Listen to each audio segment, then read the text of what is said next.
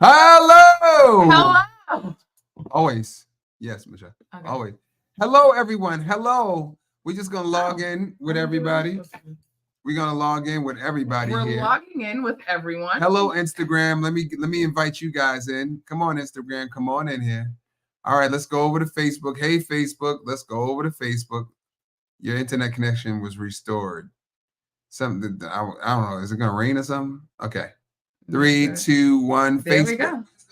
Facebook fan group. You are all right. You are on. Wait. Okay, the live is starting now. Okay, Facebook fan group, we are on there. So if something happens in one of these places, we are on everywhere. Hello, everyone. Hello, welcome. This is day 8. Are you feeling great? This is day 8. If you're feeling great, let me see you type in day 8. Day 8.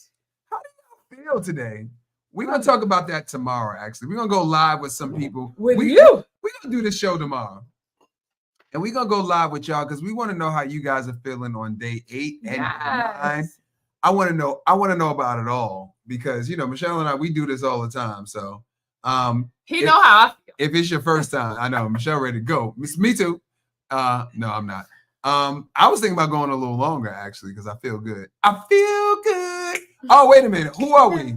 So, my name is Sean Clark. I am the Vision Narrator, and I'm the owner of Double Dutch Aerobics. And who might you be, baby? I am his wife, Michelle Clark, and I am the other co-owner of Double Dutch Aerobics. And we are the host of the Jumping Juice 10,000. Now, let me tell you. Oh, you want me to tell you? You tell me. All right, I'll do the 10,000. You do Double Dutch Aerobics. Yes. Okay. All right. So the Jumping Juice 10,000 is a 10-day juice cleanse with 10,000 people juicing around the world at the same darn time. And every day for the 10 days, we go live with someone who's experienced some type of healing through juicing and raw foods and veganism. That's what we're talking about every single day because we want to show you, and even for us too, just hearing these stories, just reiterating how food and what you put in your system matters. Please do not think it doesn't. It doesn't matter. It does matter. It matters. It matters. It matters. And that's what we're talking about today. Michelle, tell them about Double Dutch Aerobics. Double Dutch Aerobics is the first ever formatted workout class based in Double Dutch, where we teach aerobics moves in the Double Dutch rope. Class is always led by an instructor, either ourselves or a certified Double Dutch Aerobics instructor. You got to be certified. So if you want to teach Double Dutch Aerobics, you come and get certified. Come take a class. Everything is on the website, doubledutchaerobics.com. Also, speaking of Double Dutch Aerobics, that is how you sign up to the email list. Yes. Listen, if you are not signed up to the email list, well, what are you still shacking up? Shout out to Latarius. Yes. What's the show, man? Dear Future Wifey. That's my wife's show. Yes, Dear Future Wifey is my wife's show. I love that show. No, we love Latarius. We saw him in New Orleans at Essence Fest. Yeah. Shout out to Latarius. And we did the show. And we did the show, of course. You could check him out. Yeah. Check us out. Check both of us out on his show. On his show on YouTube. His show. Yes. Dear Future Wife. Okay, so anything else we need to talk about? No. Okay, so we're gonna get right into it. But before we get into it, did you know that we produced the perfect Double Dutch ropes? I'm forgetting.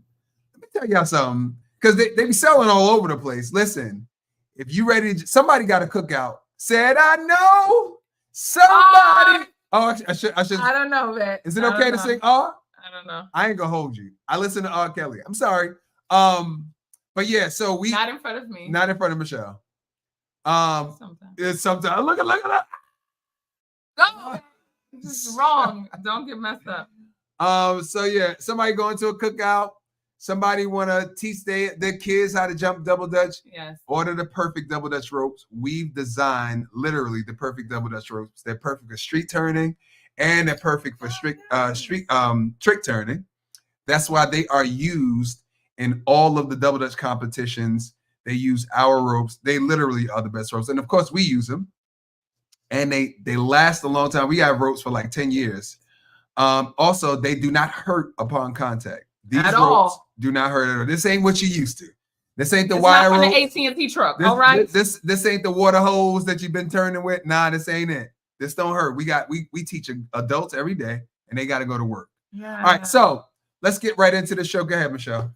All I've been right. talking So too much. we have a very special guest, and this is a topic that is very special and dear to me specifically. That's true. And this person is very special to me as well. Come on. You'll see why she's so special. She good. So we are That girl good. introducing That girl good. to our show. It is an honor and a pleasure to introduce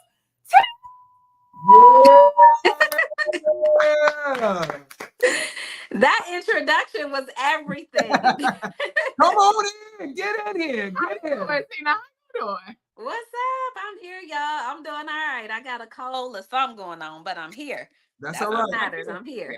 I'll be like, no, baby, Yes. All right. So, well, hi, Tina. Well, let us introduce Tina to you guys. Right. So, in fact, Tina, introduce yourself to them, and then we'll ask our first question. So, who are you? Okay, so I'm Tina. We've never Marie met you Fuller. before. Okay, so I'm Tina Marie Fuller. Professionally, I am a double certified fibroid and plant-based nutrition coach. Ooh. And personally, I'm a wife, and I'm Come a on. girl on a mission trying to conceive twins at 40 plus. Come on. Yes. Tina, you just inspired me. I want twins too. I always wanted to. No. And next week, my wife about to hit the 40 club. I'm telling. Excuse me. You are hot. You hot. Don't worry about it. Listen, what does my mother say? Age is none of your business and none of mine. All right? It's just, yes. Okay, so We always ask the first question. the first question that we want to know is, what was your diet like growing up? Like, how did you eat growing up as little girl Tina? Oh, so in our house, diet wise, my parents did a good job when it came down to making sure that we had vegetables at every meal in terms of dinner. But we ate all the things that most Black people eat. We ate Come on. pork bacon and Come on. sausage and chicken and God. just all the things. But when I was about maybe 14 years old, I remember my parents coming to us and saying, okay, we just watched a Christian documentary with doctors that talked about pork and all of the worms that are in pork. And we have decided that we're not going to eat pork anymore, but we can't make that decision for you guys. So what we are asking for you to do is to watch the video and make your own decision. I watched the video and I stopped eating pork right after watching the video. So I was a teenager who gave up pork. But back to the question, it was like in the morning, there was either oatmeal and some type of sausage or something. There was cereal. There was, I was addicted to Pop-Tarts. So there was all the Pop-Tarts. Did we say pancakes and waffles? Lunch was whatever lunch was. Dinner was just like what typical Black people eat. All the spaghetti and with the ground beef and turkey and all the barbecue. And my father he made the most amazing collard greens. So it would be a lot of collard greens being made and sweet potatoes and baked whatever the meat was. And that's just how it was. Pizza a lot on Friday, sometimes Chinese food. Friday, So that's right. just typical. Wait, everybody ate Chinese food on Friday? Friday, my mother wouldn't cook. She would order out a Chinese food or pizza. That's exactly what we See, did. Sean, you know what's funny? I grew up and I didn't know it was crazy. I grew up, my mother, we were at a restaurant. I think I was like 7 or 8. And she said, we're not eating any more pork or beef. She just said it. And I remember the restaurant. And my dad said, okay, cool. And then we stopped eating pork and beef. We couldn't have whole milk in the house. I couldn't have cereal. Couldn't have ice cream. But I got babysat a lot, right? And my mother, once you babysat me, I could eat whatever you were cooking. So if you ate pork beef, so That's what we eating today. yes, if I was out with a cousin, and because at all my family's house, I ate all the things, we just couldn't have it in the house. Even my dad, I called him eating oxtails outside. I was like, Dad, you telling me? He ate it outside of the house. But the rule was In the house. in the Absolutely vicinity in of my house. if y'all Ain't gonna want to happen. go ahead, eat whatever you want. So I indulged in that stuff even more when I was at someone else's house, because it was like, I got to do it crazy. Mhm. But so you grew up having that diet. Were there any effects on your body having that diet. And so when did you transition or realize that something was wrong and that you had to heal, and what was wrong? As a child, as a teenager, no, I didn't have any inkling that there was anything wrong. My body was always very lean as a teenager. I didn't put on any form of weight. I was a teenage mom, okay? So at 16 years old, when I got pregnant, I was 95 pounds. Uh-huh. What? Yeah, so I was little. And then I went up to 143 pounds. So I gained almost 50 pounds in one pregnancy. And when I left the hospital, I was down to 120 something pounds. So in about 3 days, I ended up losing about 20 pounds, right? And I stayed at the cusp of about 120 pounds. Now that was like 16, 17, 18. Well, when I was 19 years old, my 2-year-old son got hit and killed by a car, right?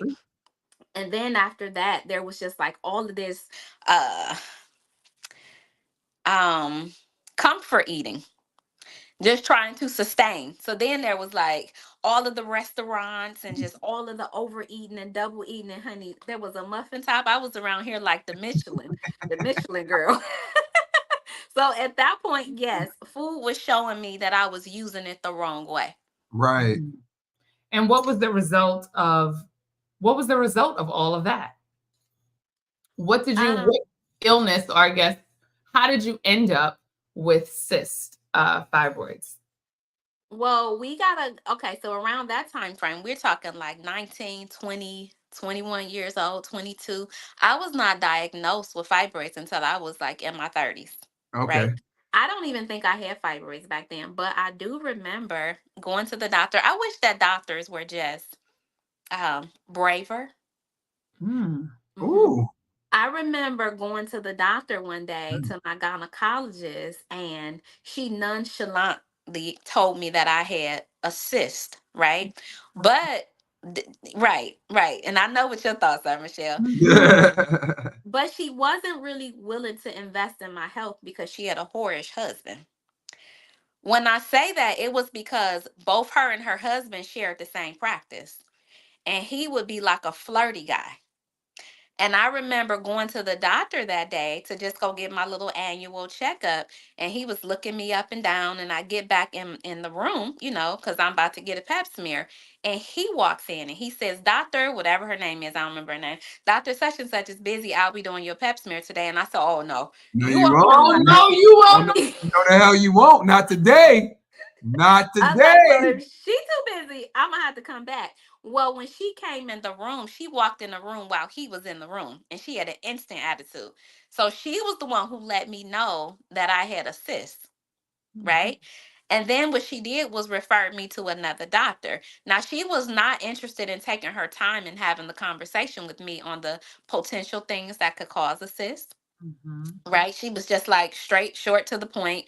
Well, after that, what ended up happening is I go to the next doctor and she's like, yeah, you have a cyst, but it's no big deal. Cysts, they come and go. Had somebody told me then that cysts were a result of something back then in my early 20s, I would have made a lot of changes and I would have never been a woman in my 30s with fibroids.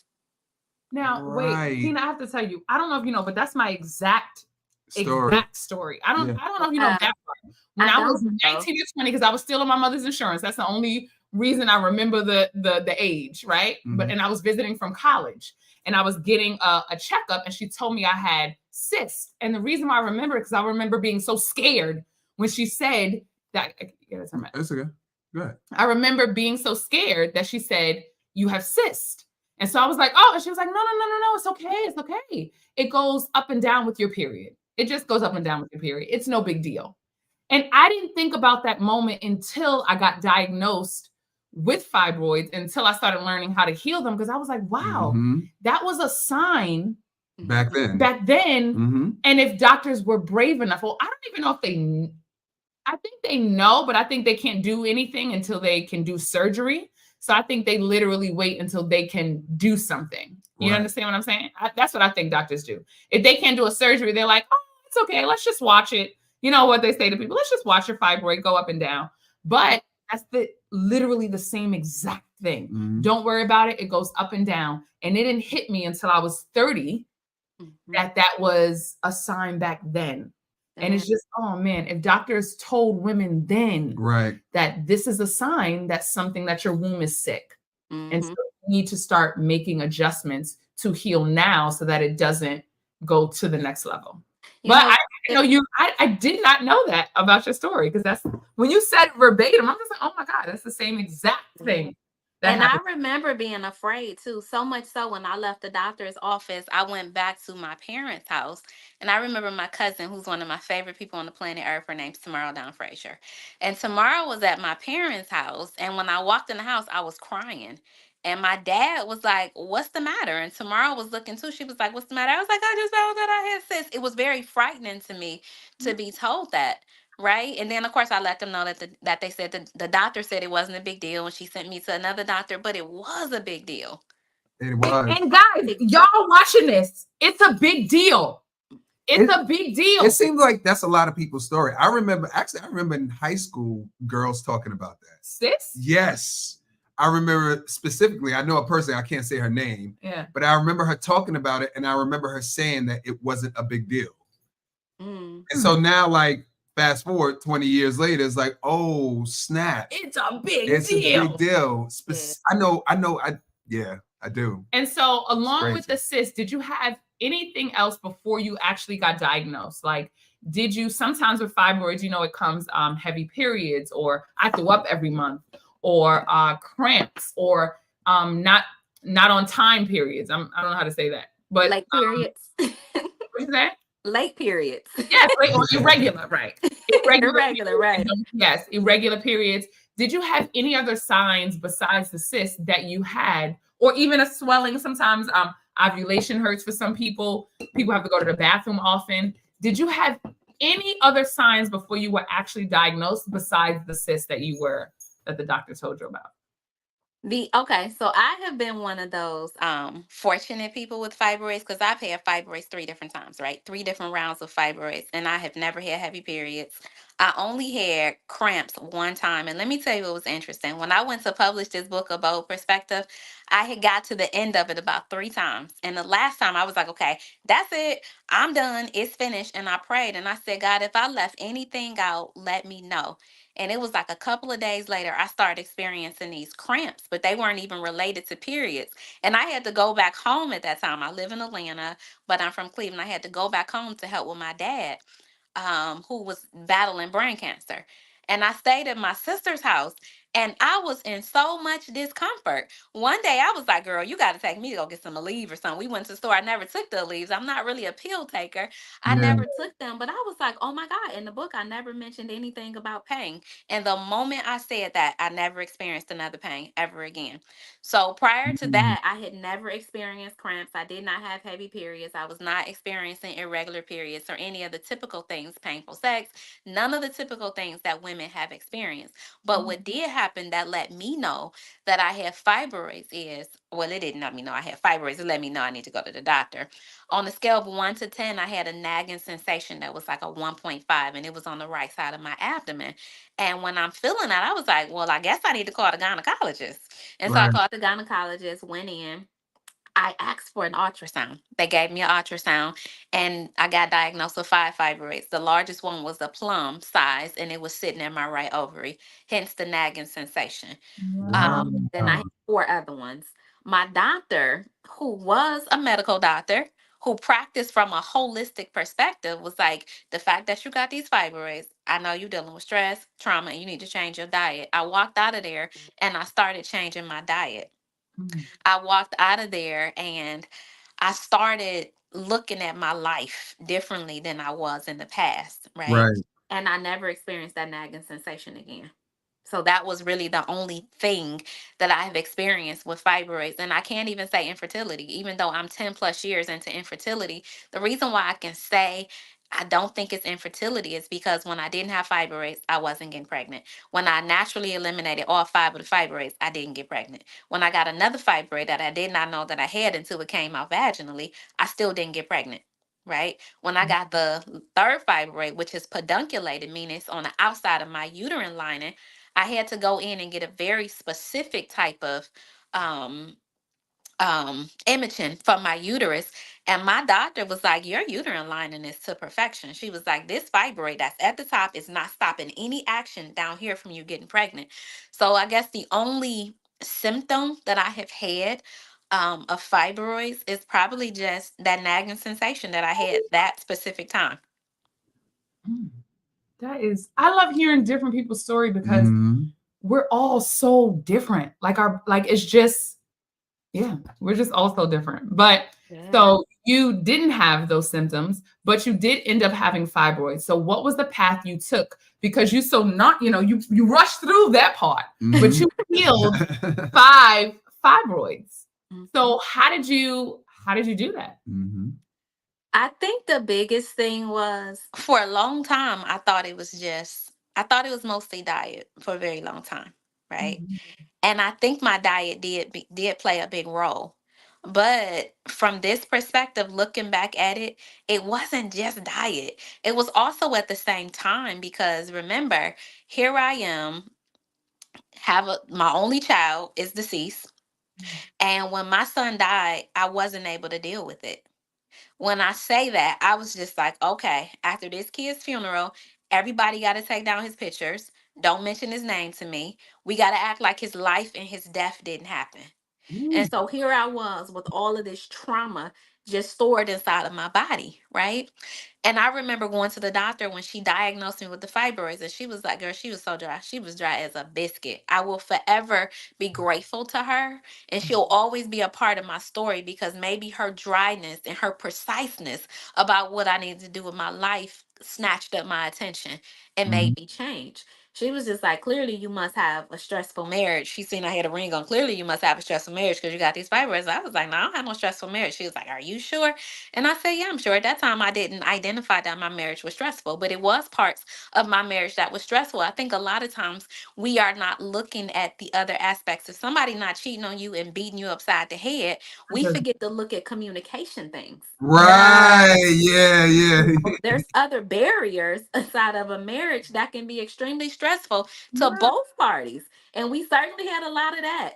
We had blending the family things, family dynamics that was stressful. And then I was a stylist, hairstylist, and I owned a salon, and having employees is stressful all in itself. But I just thought things and people got on my nerves. I did not identify it as stress. So we probably need to have a real conversation on what's stress, you know? And so here I am. I leave the doctor's office and I was like, all right, so I got to make some dietary changes. And she ended up, oh, I forgot an important part. She asked me, did I have trauma since I didn't have stress? And I was like, well, yeah, my 2-year-old son was hit and killed by a car, and I haven't figured out how to deal with it. She was like, well, you need to figure out how to deal with that because you're sitting up here with these fibroids. That's exactly what she said and how she said it because you're sitting up here with these fibroids. I want to And I slap her. was I don't even know her. All right. and I was just looking like, wow, I just moved 11 hours away because I didn't want anybody to know that story. And now I just opened up and shared with you what I have going on. And your response is so nonchalant to me, is what I was thinking. But at the same time, I was just like, well, okay, I left out of there knowing that I was not ready to deal with that. I'm not ready to deal with the trauma of that. Right. But God showed up and made me deal with it.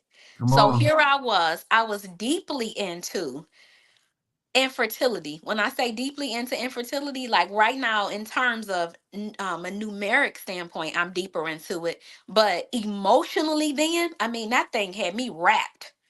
It had me wrapped like I was in a spider web. And it was so hurtful. It was so stressful. It was so many dynamics to it. We were spending thousands of dollars on getting testing done. Like I had to get 4 HSGs, histocell They was $1,500 a piece, $6,000. And the first 3 times I took the test, they couldn't get the results. So it was, and Don't that's get just no the money. first time. No. Because if they go in to do the procedure and if something is going on where your cervix is not dilating properly and they can't get the fluid through you, they ain't giving you back your money.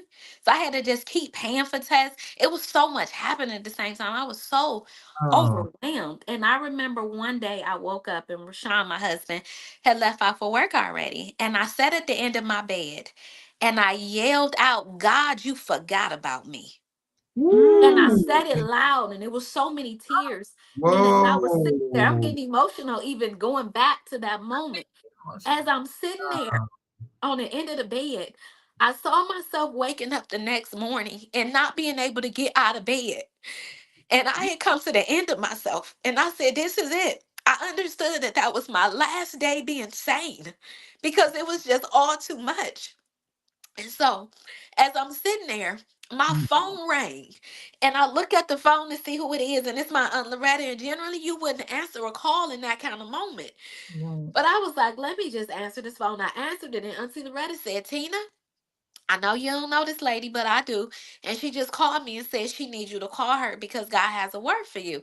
And I said, Auntie Loretta, how you know the word for me? She said, because she described who she's talking about, and it's you. And I didn't want to call this lady because A, I was not in a good mood. I B, I knew know. her. And This C, ain't I'm the so time. This ain't the yes. time. See, Yeah. I'm supposed to call a lady in a nursing home on her cell phone. Everything about this is ridiculous. But Right. my auntie is kind of pressing. And I knew if I did not call the lady, she was going to keep saying, you need to call the lady. I called the lady. And as soon as I said, hello, I'm Tina, I'm Loretta's niece, she said, baby, God said he has not forgotten about you. He's going to restore you, but first you must share your story. And so what happened after that? Whoa. Tina, be quiet. Whoa. Oh, I tell no lies about this. And so I'm sitting there, and you would think that I would be excited, but I wasn't. I was mad as hell because I have moved all of this far away. I didn't Right. left my city where I live in. Nobody really knows my story. And now you're asking me to share my story.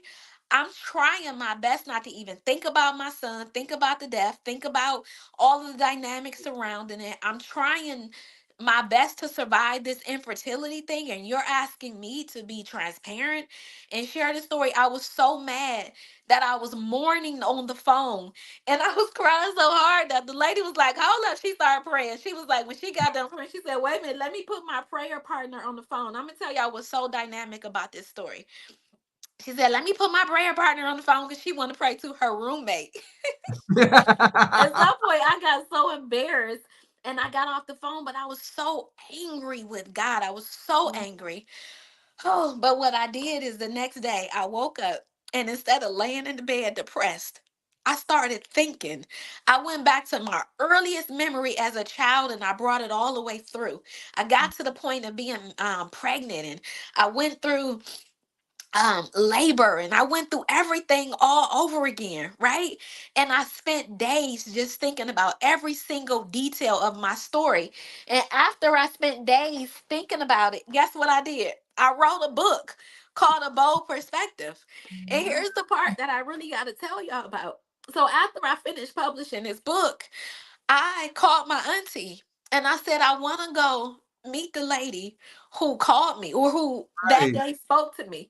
When I went to go meet this lady, she had dementia. She had dementia when she called me or when I called her.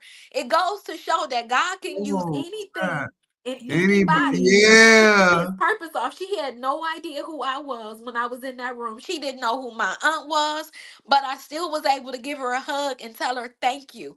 She changed my life. So to ask me, what do I think brought about the change of me being able to shrink those 5 fibroids? I released the trauma. That's I right. let it out. I let it out. And where did it go? Inside of this book. My diet changed too. But the biggest factor was the trauma that I was just holding on to. And we can't skip that part. We No, you can't skip that No, can't. you part. can't. You cannot. You You cannot. can't skip that part. That's the Yeah. part. That's the part. Yeah. Yeah. We ain't know he was gonna be on here crying today. I didn't even No. know. No, I did it, Tina. I did it. Let I me did go it. ahead and And I blow don't my wear makeup, but nose. today I am. Today. That is. We need a moment of I silence know. because I mean, I'm just. I'm gonna sit right here. Hmm, Won't he do that it? Won't I he that is said, do it? won't that is a won't he do word. it? And, That's a and word. that moment changed everything about infertility. Like, think about it. I was so ashamed. I was so ashamed about infertility. My parents didn't know. My auntie didn't know. My Wow. sisters didn't know. Like, nobody knew. One sister knew. One sister knew. My cousin Tamara knew. My husband knew. My doctors knew. That was it. Hmm. It was like I was a prisoner to this whole thing. I didn't want nobody to know, you know? And published a book, then everybody knew. I was like, God, you sure? But it felt so good coming out that I was like, it must be meant to be. So, yeah. So that was the biggest change for me. That was the biggest change initially with those first 5 fibroids. And then, but you additionally, so when you did that, why did you decide to change your diet? Like, Because what the made doctor you? told me I needed to. She was But like, the fact, did the doctor tell you what diet? she was like, she was vague. She was like, the fact that you had these fibroids, you need to change your diet. Instead of eating all the meat that you're eating, you need to look at more plant-based sources. You need to eat more vegetables. So who That's did pretty who did much what she who said. did you research? Who did you go to find out all of this information? My mentor initially. She passed away a few years ago in her 90s. So what happened is her Oh, name was Miss Olivet. And come she's on, like, Miss Olivet. okay, she's like a grandmother. She's like a grandmother to my husband. And he would always be talking about Miss Olivet. Even while we were dating, he would talk about Miss Olivet. He used to always say, I want you to meet Miss Olivet. Well, honey, I wasn't trying to meet Miss Olivet. For whatever my reasons, I was not trying to meet Miss Olivet because it didn't seem like I wanted to do any of the things that he was talking about that she be talking about. Like, I Right. was trying to live that type of lifestyle, so I don't have no reason to meet Miss Olivet. Right. So when I met Miss Olivet, honey, Miss Olivet, she was so feisty. She was from New Jersey. Come And on. she was like this little, like maybe 4'9" or something, super bow legged. And she was just so feisty. And when I went to her house, I explained to her that I was trying to get pregnant and I had these fibroids and I was just trying to do all these things.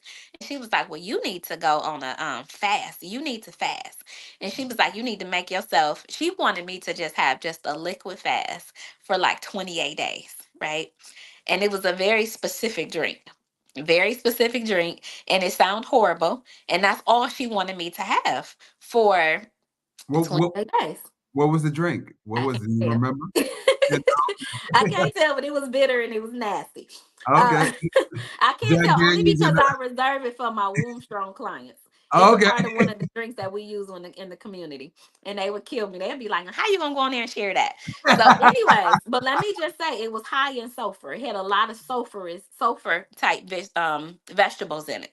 So, she wanted me to just do that drink and drink water for 28 days. And at the time, I was a hairstylist, and I would have like all these clients, and I did it for the first 3 days. That third day, I almost fainted at work. And so I had to call her back. Sometimes you need to prepare yourself for a fast.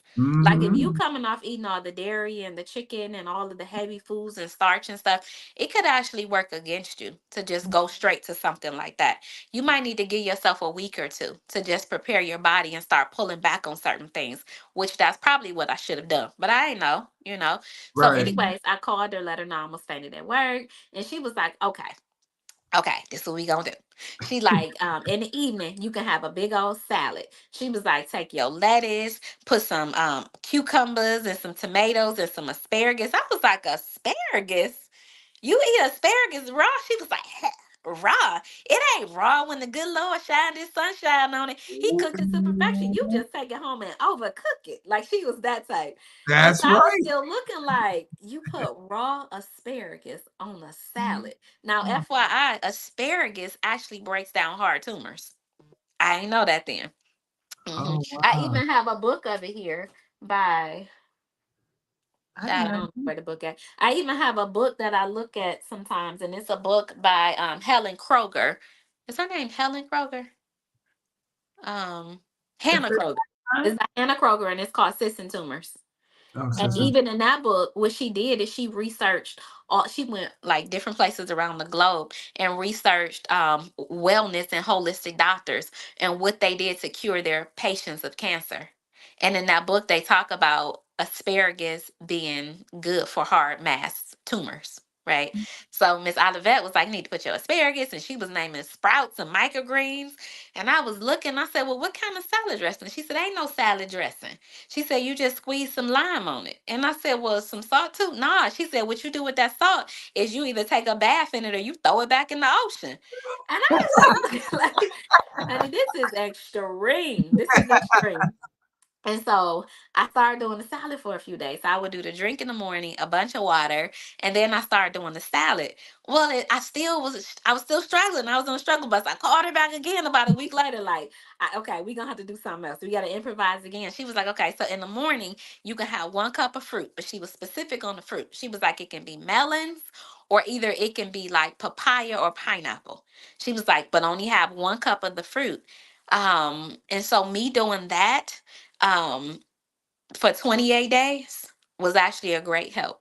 It was a great booster in the beginning. So I think in between doing that diet, in between making dietary changes and then jumping over to doing that, and then it was the emotional work that I was doing. It was the release of holding in all of this pain from my son's death. And again, I looked up and um, fibroids, 5 fibroids, all 5 of them was gone. Scratching my head. I know. Okay. And Let me so, tell y'all did the you let go? So, in terms of also So diet changes, did you let You got go of dairy? Did you let go? Because you said you let go of meat. Did you also let go of dairy? Did you let I go of? did. It took me a couple of years to let it all go. So I'm glad you asked that. And if I said that, I need to slow down and just be transparent as to what happened. I didn't let go of meat and dairy right away. But what I did is I pulled back. So if I was eating meat 3 meals a day, right? I said, okay, we only gonna have it 1 meal per day. So that's where I started. And then from 1 meal a day, I was like, okay, I was fine with the other 2 meals. Then we started doing meat 1 meal every other day.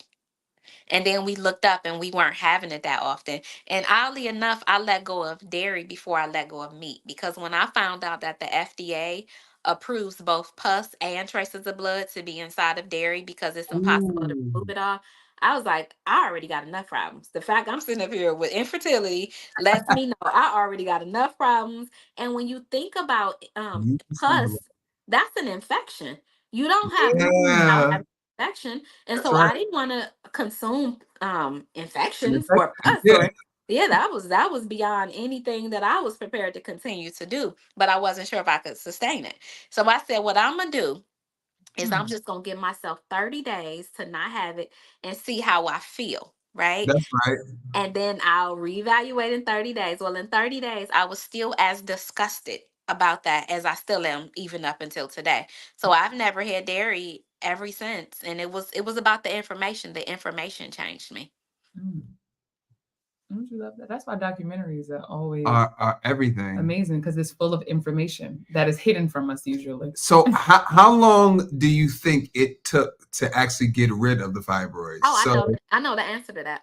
oh, Uh-huh. okay. I know the answer. It was 9 months. Because let me tell you, around the time that I discovered that the fibroids were gone. Now remember, we're doing infertility stuff, right? So there was a lot of going back to the doctors, back and forth, getting blood work done, doing all different types of Right.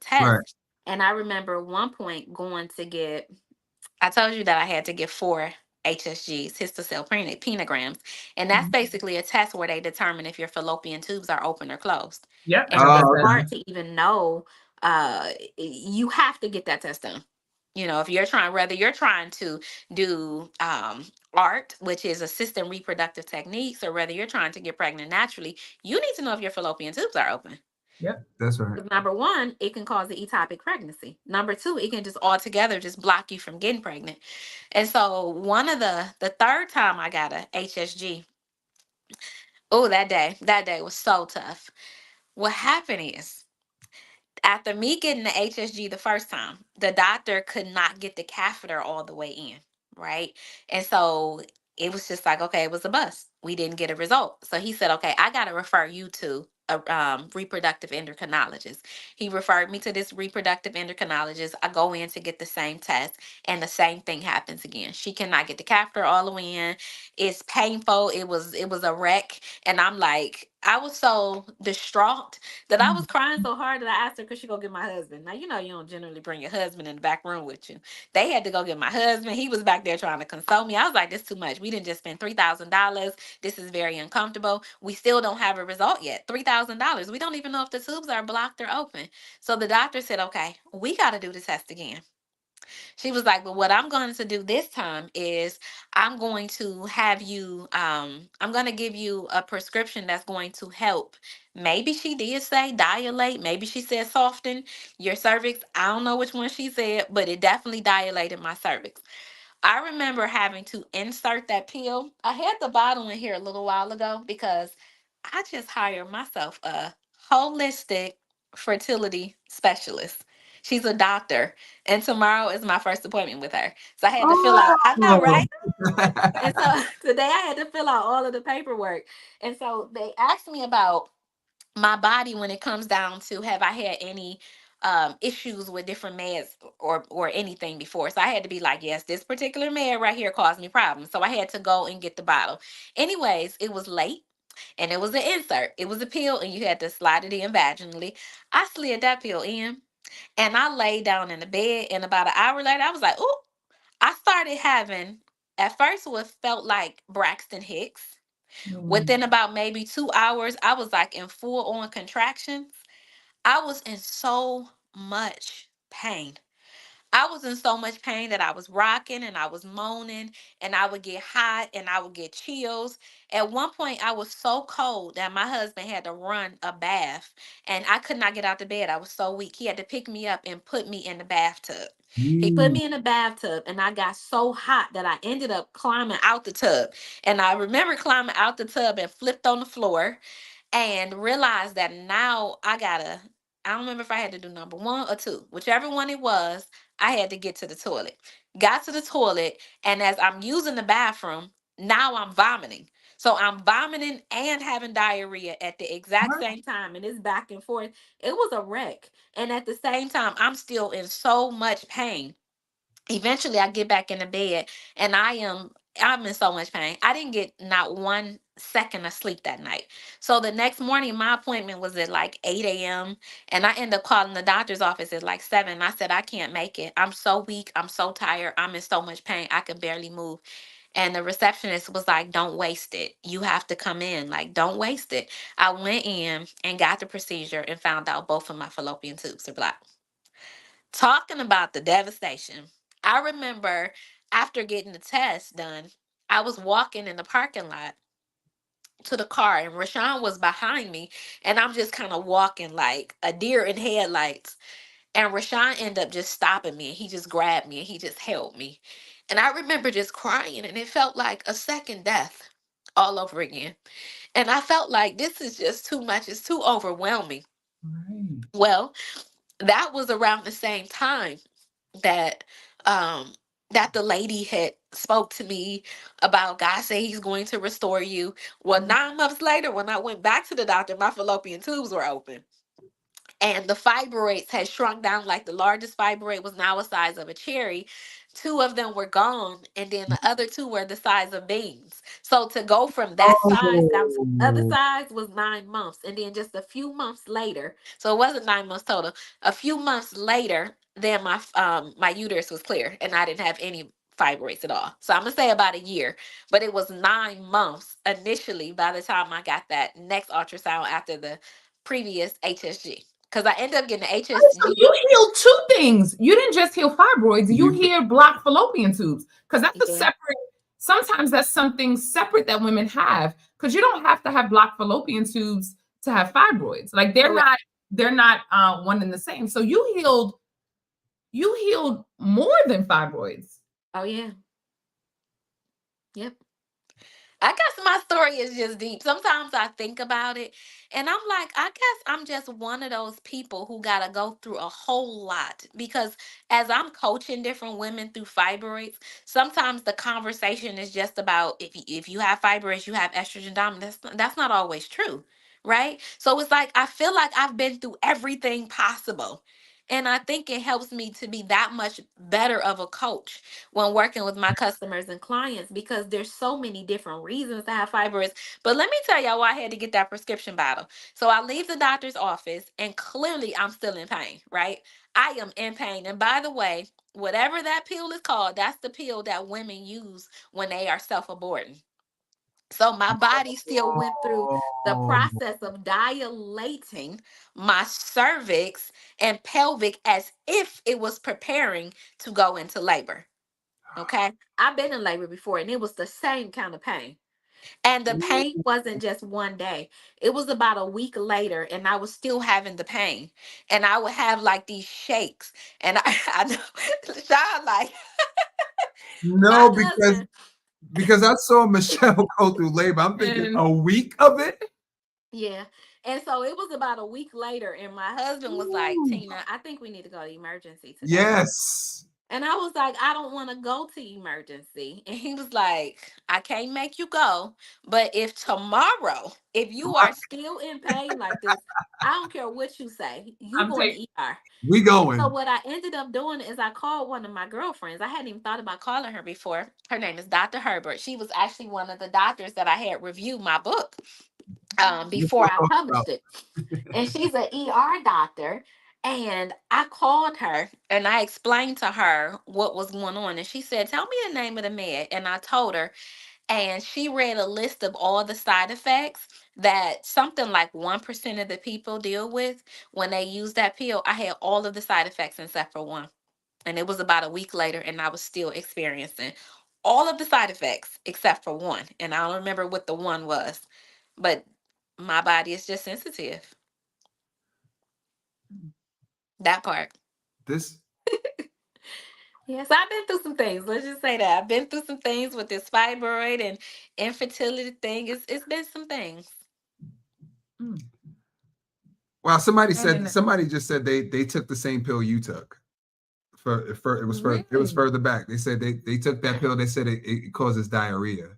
Because when you were like, you wasn't sure if you did number 1 or number 2, somebody said, yeah, it causes Oh my God. Causes diarrhea. So after your healing, because I know how you eat now.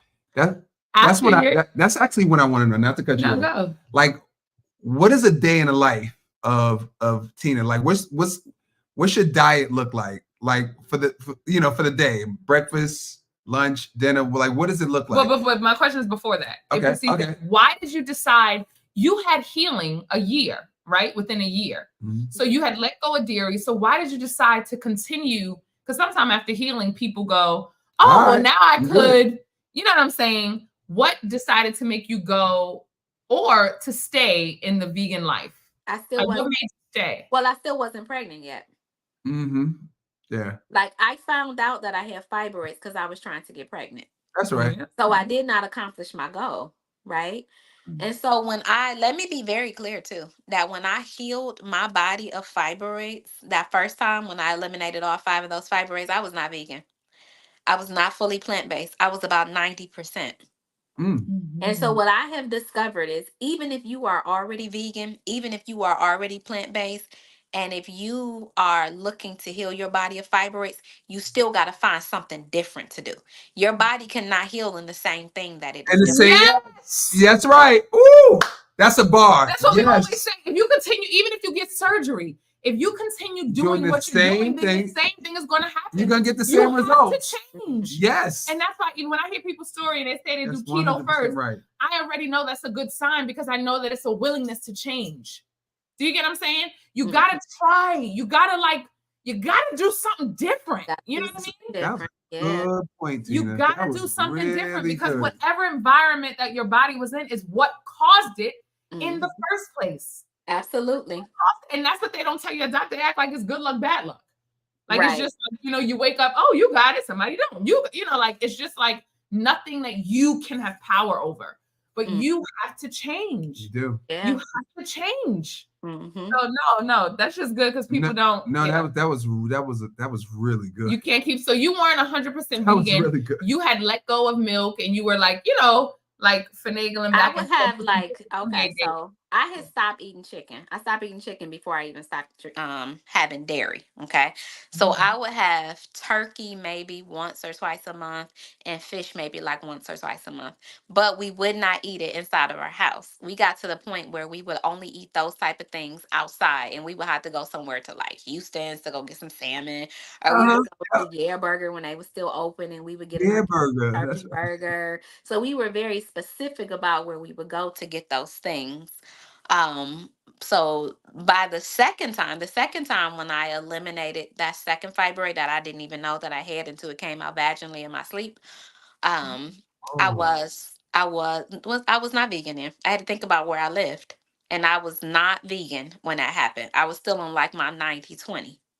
And I remember shortly after having that fibroid come out, which was a whole situation, because it startled me. I didn't know what happened. I didn't know what was going on. What the hell is this?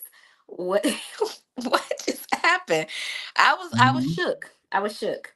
But check out, it was day 27 of a 28-day detox, and I was utilizing that drink that my mentor told me about. And I was having the salads and my one little cup of fruit. And on day 27, that thing was like, we out of here. We Did are y'all out hear that? of I here. want to pause that just to let y'all know. I love that. She was on day 27 of a detox that she was doing, and that's when the fibroid actually came out vaginally. Yep, it was all raw. One cup of fruit, one salad, and a gross green drink, and a bunch of water. I was drinking a bunch of water too. Let me not leave the water out. And it came out. And after that, I was like, that's it. I'm going plant based or I'm going vegan. Actually, it was not a decision. What happened is when we would go out to eat, we wouldn't make it through the meat. We would only make it through our sides. And at that point, I was like, well, that's it. I Oh. guess I ain't ordering it no more because we not eating it. And me and my husband both at the same time, we never had a conversation about going vegan. But at the same time, we was just like, it don't make sense to order no more because we're not eating it. We eating the French fries. Come on. We We know. eating the salads. We I eating know. the other stuff. So we was like, that's it, right? And I remember being so excited and saying, I'll never have fibroids ever again because I'm not gonna be eating meat. I'm not gonna be eating soy. I'm not gonna be eating the things that cause fibroids. And in 6 months, I grew the biggest fibroid that I had ever had in a vegan dietary lifestyle. It was 13 centimeters, the size of a sweet potato. I couldn't believe it. And so when I scream and tell people that there is a right way and a wrong way to go vegan, I mean that thing. You got to be careful in the order that you eat food. You got to be careful with how you combine foods. You have to be careful. It's so many things you got to be careful for. Because again, I wasn't eating soy. I wasn't out here eating Beyond Burgers and stuff. So I had to really change everything. But guess what I did? I learned. And now I get to teach my customers and clients this. And I get to watch them get out of painful periods and heavy periods and dissolve fibroids naturally by the lessons that I had to learn through my body. So And wait, I want people to know. So it's 8:52, and I don't want to cut that's you what I off. was about to. So go to YouTube, and it won't cut off the video, guys, because in 8 minutes it's going to cut off the video. Instagram was going to kick us off. Instagram and Facebook is going to kick us off. So go to YouTube, Double Dutch Aerobics TV, and you'll see the live video there. And so we can continue, and you can see the rest of the video. So it's Double Dutch Aerobics TV, y'all. Yes, if you want to continue this conversation, go to Double Dutch Aerobics. Oh, correct. Double Dutch Aerobics on YouTube, Double Dutch Aerobics TV All right. on YouTube, and you'll be able to continue this amazing conversation. This is so good. I'm blown away. I'm gonna get a good sleep, honey. I don't even. I'm just sitting here listening like this is really good. I didn't know what the emotion roller coaster. This is mind blown. So I mean, I guess we could get into that, right? So you're a fibroid and plant-based nutrition coach. Yes. And the author of, could you move over a little bit? Womb Strong. There we go. There we go. Womb Strong. Mm-hmm. Womb Strong. So tell us about all of it and them crab cakes you be making. Yes, because let me tell you something. Tina, Lord have mercy. Tina, you know what's still my favorite? Lord have mercy. The purple, what did we have? Was it purple potatoes? It was pink. Remember, it was so it was a potato salad and the color of it was pink, but we did use purple potatoes and we also used red potatoes in it too. But we put beets in it as well, which is why it made it pink. It was so good. I still remember it was so good. Those crab cakes. Crab cakes is the hit. Now the cool thing is about my cooking. Wait, hold on. Let me hear what she said. Yeah. I actually teach cooking classes. I teach virtual cooking classes. So with these classes, I actually like to show people how to make this food. So that way you can make it from your own home. Like sometimes I do pop-ups just to expose people to what I do. But ultimately, I want you to be able to do it in your own household. When is the potato? When is the That's potato when salad cooking class? I want the potato salad. I Come have to put on. that together. I want the I have to potato. put that together because I'm about to start rolling out some more cooking classes. No, Now that the Womb Strong protocol is coming to the end, we are at week 10 of a 9-week program. And I told them we just gonna make it 12 weeks. So yeah, so Oh, that's coming to an end. so let them know about your program. And also, of course, we're doing something on September 15th, but that's something separate. But Yeah. let them know about your program and who should get into your program and what it's all about. Yeah, so my program is Womb Strong Protocol. It is a program that helps women with heavy or painful periods and fibroids to naturally heal their bodies. And of course, if you want to avoid those things, because sometimes I have women who join my protocol that don't have fibroids and they don't even have heavy or painful periods, but they want to be in the know of what causes those things so that way they don't have them. And inside of our program, we go through everything. And I don't just teach everything myself. Out of the 12 lessons, I'm usually going to teach 6 of them. We bring in psychotherapists, we bring in fitness people. We bring in, last week we had Dr. Bala come in to talk about the nervous system and how to regulate it and talk about labs and what blood work you should get done. This upcoming Saturday, we're bringing somebody in for a body butter class. So it just goes down. So we teach I you. came before. I was So a guest. we teach you how, right? Michelle was on there before when we were about to enter our water fast. So we just bring in different people to show you how to create the life, how to create a lifestyle so that way you can heal your body naturally. Hmm. Now with the I believe, and I told my group this, I think this was my last live session. I think that I'm just going to put everything on a course so that way you can just do it at your own pace, right?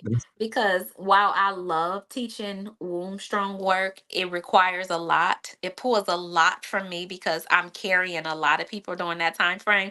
So I think in the next season, I really want to focus more on teaching people how to live a healthy plant-based lifestyle and how to live a healthy lifestyle. So that way they don't end up having to be involved in the womb strong work, right? So I think I'm just going to put womb strong protocol on course. So that way I'm just more focused on showing y'all how to cook up delicious meals in y'all kitchen. You know it. Now, how can we find all of this? Is there a website or follow you Well, on Instagram? What should we do? I have both. So you can find me on Instagram at Fuller Quest. And you can find me on my website. Well, actually, you can find me on Instagram even at Tina Marie Fuller. And then if you go to my website, it is tinariefuller.com. And so generally, like right now, if you just go to my website, what you're going to find is just products. I have a lot of healing products for, I was about to say for women, but men take some of my healing products too. So I have like a purge tea and a nurture tea, which is to support your period. I have Limp C. I told you that I don't know what kind of bug I caught 2 days ago, but I have been sipping on Limp C tea and I am so much better. I'm about 80% better than I was 2 days ago. So, and it's all about boosting your lymphatic system and vitamin C. I have a smoothie powder, which has a bunch of medicinal mushrooms and ashwagandha and just different things to help to relax your nervous system. You know, we be stressing. And so the smoothie powder gonna help you stress, but then also give you minerals in your body. Then I have a tea too. It's actually more of a tonic and it's for inflammation. If you have heavy painful periods, you got to get some of that inflammation out of your body. Sometimes there's little tweaks you can make. That's right. Usually with my clients, within the first 30 to 60 days, they come out of heavy and painful periods, even with fibroids. But a lot of it is just like making tweaks to get the inflammation out your body. That's right. Yes. Because periods are not supposed to be painful or long at all. No, and they're not supposed to be heavy either. Because even if you have a short 2-day period and you're going through a pad every hour, that's still too much too. Exactly. Exactly. Yeah. All right. At this time, it's like we're in church. At this time. Yeah. Listen, if you have any questions or comments here, let me put that there. And we'll go back on live so they can ask their questions. Yeah. So guys, on Instagram, we have about a minute. Remember, you can go on YouTube or you could actually go on our Double Dutch Aerobics Double Dutch Aerobics Facebook page.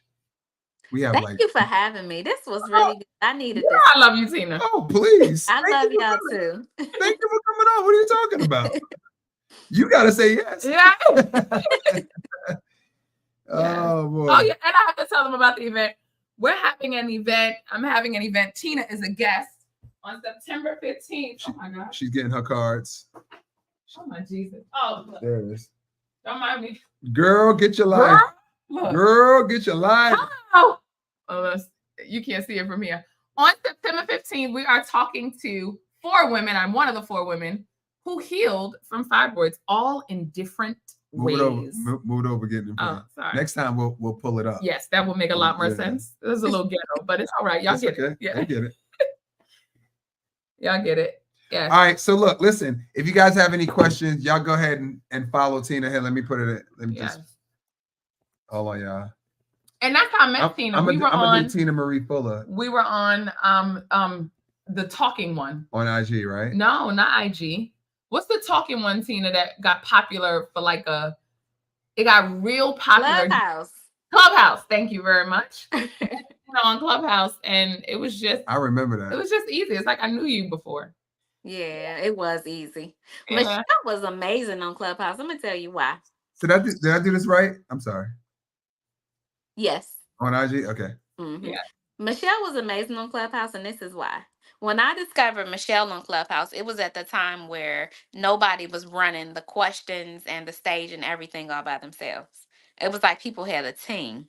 Mm-hmm. And when I got on there and seen Michelle, I was like, she doing everything. So not only were you having amazing conversations, but you were literally doing everything when everybody else felt like they needed to have other people to do other things in it. So that's you did. Funny, I didn't even know that. Like I thought people was. I don't even because we're entrepreneurs. I think when you're an entrepreneur, except for when I hear corporate people talking, they tell me their job. I'm like, oh my god, that's a whole job. Right? Y'all do one thing like the whole day. Wow. And I'd be like, babe, we doing too much. Just somebody's job to do customer service. We do. I was just saying that today. Our day started like 6 in the morning, and we're still 5:15. I went to work out, and we're still working. We're still yes, right. It don't stop. Yeah. Anyway, but taught class. We did an event today. Got the kid. It was just. And I didn't even know to even have somebody else to do anything. Does that make sense? I just thought, well, you press a button and you can do it. Oh, you did that thing, honey. You did that. I didn't know that. I didn't know that either. Wait, I just found that out just now this second. Wait. There's a team. There was a team. People always did it with somebody else, or did I just? Like a moderator? Because right. One person to be moderating, another person would be controlling who get to come up on the stage. Like it was people were using teams to do all that. But Michelle did it all. She did everything all by herself. That's not good, Tina. That's not good. Actually, it was. Well, yes. Well, it made me meet you, so it was meant to be. But I didn't know. I didn't. It's the only thing we know. It's the only thing we know. It's the only thing. Mm-hmm. That's why my neck hurt now. I do it all. All right. So look, listen. If you guys got some good information from this live, go get it. You can go. But talk, because they're gonna talk. I know. They're gonna start. They're gonna. So we have our kids come and say goodnight. They're gonna come. They're gonna come in and take over. Yeah. They're their mother's children. Yeah. No, seriously. If you guys got some good information today, let me see you type in 10K. I'm sorry. I'm from Brooklyn. That's what we do. So Tina, beautiful. We got so many gems from this conversation. This was amazing. This took us through all kinds of emotions. Oh man.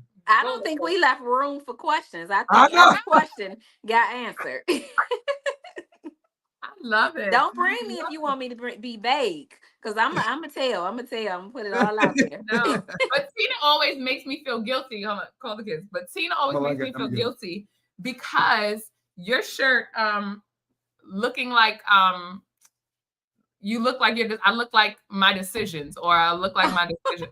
That is me to a T. Like when I juice, I look like I'm juicing. But then when I'm acting inappropriate, then you can see it. And I can see it on my face. I can see it in my body. I can see it in my shorts. I can see it in my emotions, everything. So it's just like literally when I saw that shirt, it's like a guilt came over me because I'm a roller coaster. You know what I'm saying? I'm a roller coaster person. I want to stop, but my birthday's next month, so that might be the last roller coaster that I get on.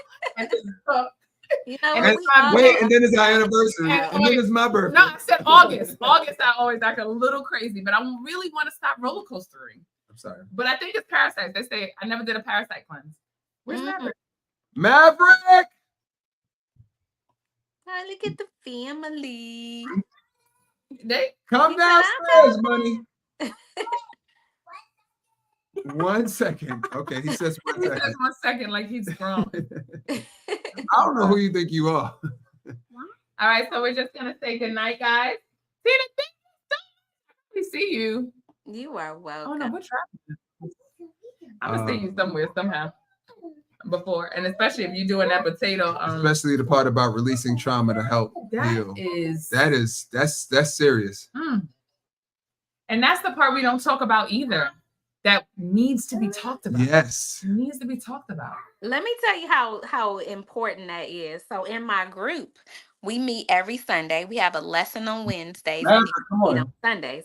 And so this Sunday, I asked my group, like, okay, if you're actually doing the work, you should be experiencing changes, right? You should experience changes. And so I asked them, what are some of the changes that you are experiencing? One of the ladies was like, I have completely lost the desire to argue with people. She's like, she was like, my life has calmed down so much, like, I'm not arguing with anybody anymore. She was like, because I usually be trying to argue with people. That right there is such a big deal. Yeah, it's hard to heal when you constantly angry. Like if you an angry person, you about to keep everything you got that's wrong with you. You know? That's right.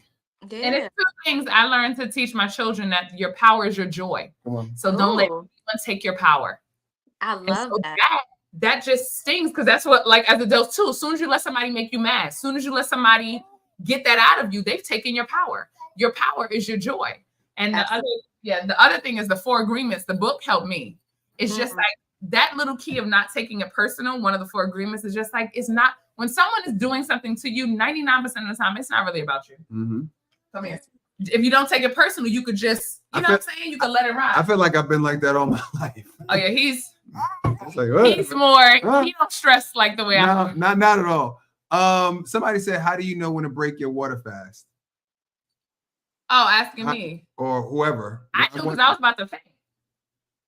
And my husband said, Michelle, you need to stop. And so I stopped. You don't want to pass out at work. Yeah, we were working. All right, everybody say good night. Phoenix. Good night. Come on. We got it. Good night.